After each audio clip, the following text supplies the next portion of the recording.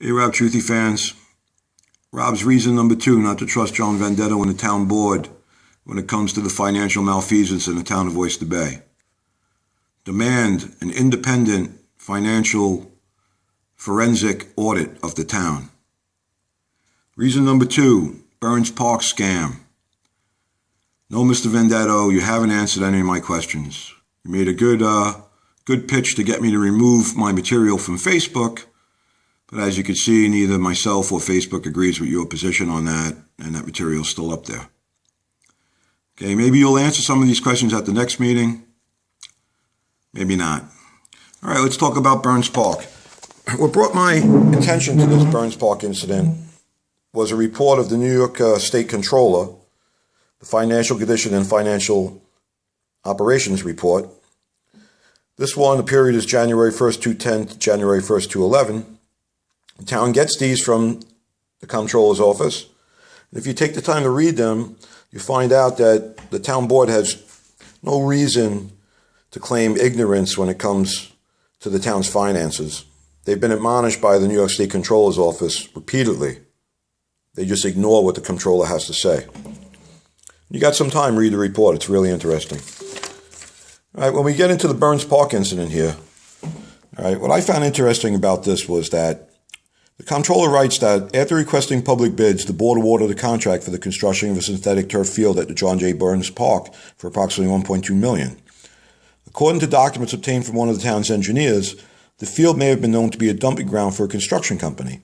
Consequently, the town consulting engineer conducted an investigation using remote sensing ground penetrating radar technology, GPR, over the suspected contaminated area. The report disclosed that large anomalies were detected in 5 locations, but the GPR was unable to determine the exact size of those anomalies. No provisions were made in the bid specifications to provide for the potential detection and removal of contaminated materials. Approximately 2 weeks within construction, several parcels of the land were found to be contaminated. Instead of requesting new public bids for the excavation and removal of the contaminated materials, the town negotiated a change order with the existing contractor for the removal and disposal of contaminated material for approximately $1.2 million. Okay? So they didn't do what they were supposed to do.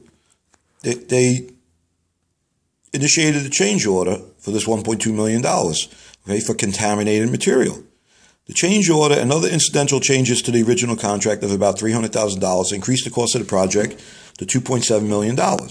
Because the change order may have substantially varied from the original contract, it may have altered the essential identity or main purpose of the contract, and hence constitutes a new undertaking which required competitive bidding. Even if it did not, however, the town should have been more careful planning the project and ensuring that all reasonable foreseeable work necessary to efficiently complete the project was included in the project scope. This serves to ensure that all bidders on the initial project have an opportunity to bid on the full scope of the project. So what the Comptroller is saying in a nice way is, you know, if you add all your work in at the beginning, you'll get an honest bid. You won't get a short bid that you can add to the contract later on. Okay? That's exactly what's being pointed out here. Now, I just want to let everybody know that I foiled all this information from the town. The Office of the Town Attorney refuses to give it to me. All right? I don't know who this consultant was, what the reports actually said, but he sent them to the Comptroller as an explanation as to why they had to add approximately $1.2 million to this contract.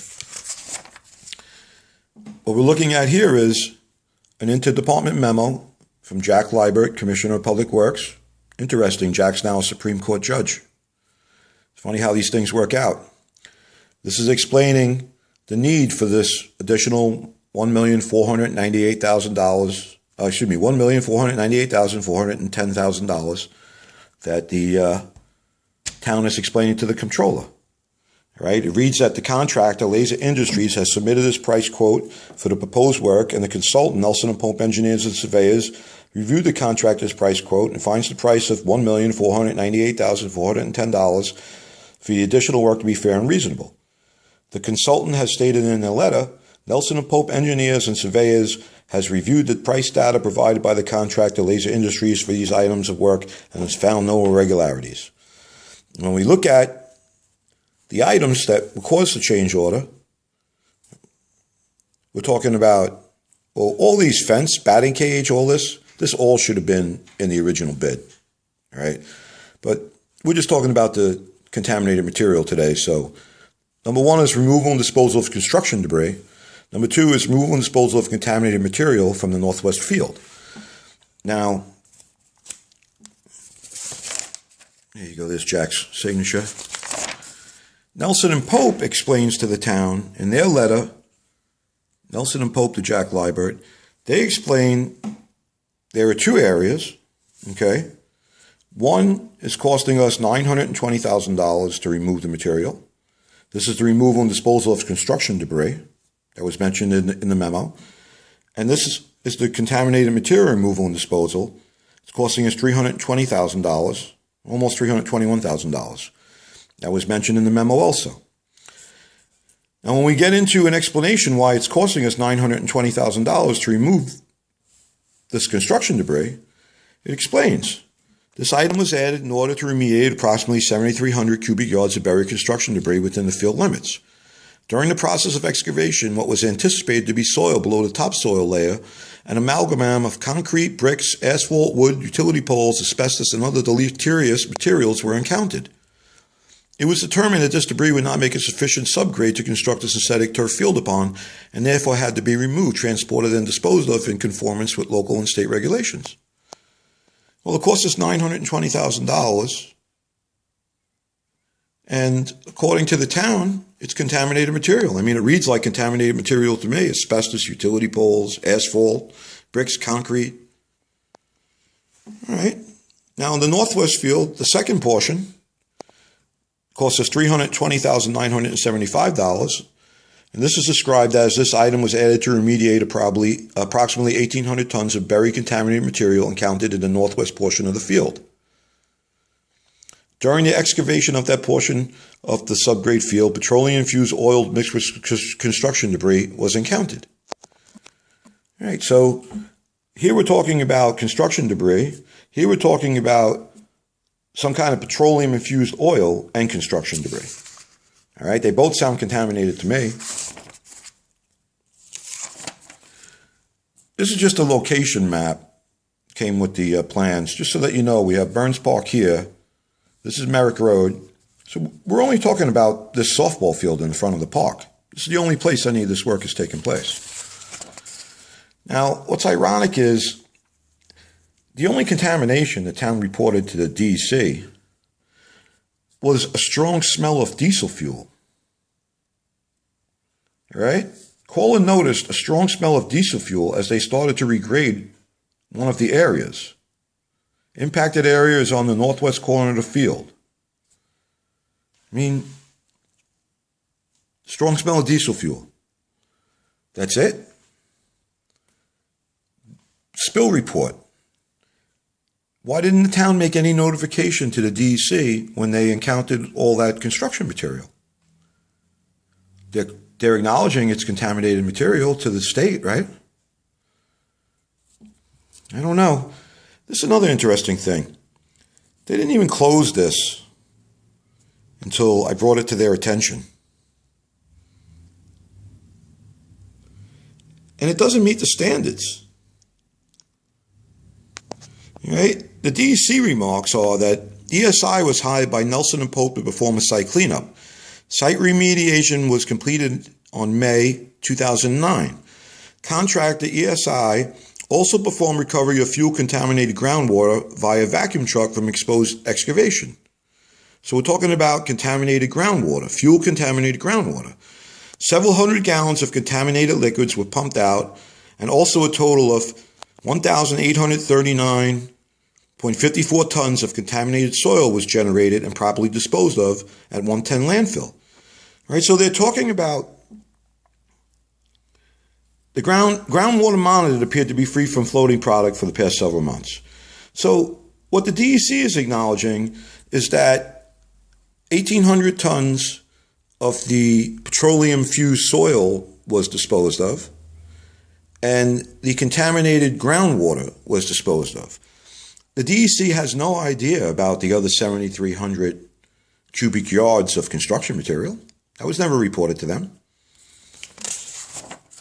Now, what gets kind of interesting is all the material, the dirt material, okay, here we have a trucking manifest. This is 14.52 tons, all right? It's non-hazardous. How could it be contaminated material, but then it be dumped as non-hazardous? This is soil from the ball field, excavation. Here you go, soil from the ball field, excavation. Non-hazardous. Now, what I find interesting in regards to this contaminated groundwater is, Nelson and Pope wrote another report to the town. This one they sent to Matthew Russo, all right? And they explain how they're going to deal with this groundwater contamination, all right? Following excavation of contaminated soils, exposed groundwater will be inspected for the presence of free-phase floating product. Should any product or floating product be observed, then removal will be required. Initially, floating product will be skimmed from the water surface using a vacuum pump truck until it has been removed to the greatest extent practicable. The excavation area will then be inspected approximately every 2 days, and product skimming will proceed until no further floating product can be practicably removed and or discontinuation has been approved by the New York State DEC. All right. Now, what I really find interesting about this is, just to step back a second to the DEC report. Remember, folks, this contract was written with Laser, okay? Laser subbed it out to ESI. ESI, in turn, subbed out the contaminated liquid removal to Clearflow, okay? This is the trucking manifest from Clearflow, all right? Now, according to Nelson and Pope, they were supposed to periodically skim the surface of the water until all the free-floating material, all the hazardous material was removed. Well, what Clearflow did is they came in one day and they took out 4,000 gallons of water in one day, all right? The best part is it's not even contaminated. It's just stormwater and groundwater. It's non-potable, non-RCRA reportable contaminated water. Okay? Clearflow. No wonder John Venditto doesn't want to answer these questions. I put it to you, Mr. Venditto. In my opinion, either there never was the $920 million worth of contaminated material that was removed, or if there was, it was never properly reported or disposed of. I mean, all you have to do is give me an answer. All right, we'll see you at the meeting.